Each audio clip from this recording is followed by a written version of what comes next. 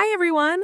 Have you ever stopped to think about the journey your stuff takes before it gets to you? I mean, really think about it.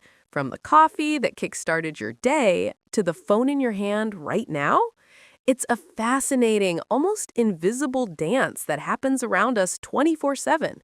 And at the heart of it all is something called the supply chain.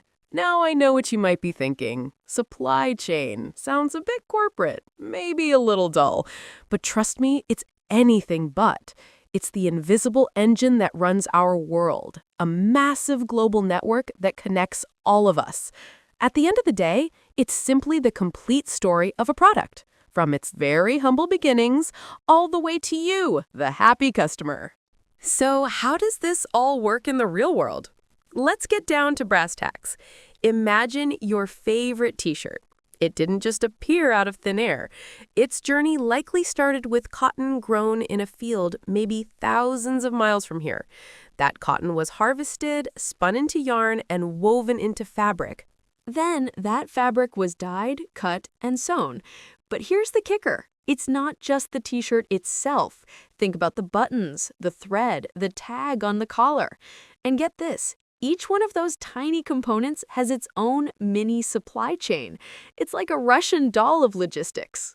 Once assembled, that t-shirt doesn't magically teleport to the store as much as we wish it would.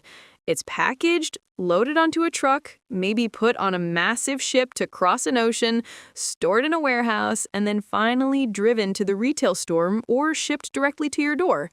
It's a heck of a journey. So, while every product's journey is different, there's a general playbook that most supply chains follow.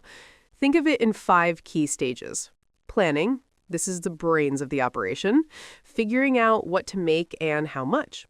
Sourcing, getting all the bits and pieces you need.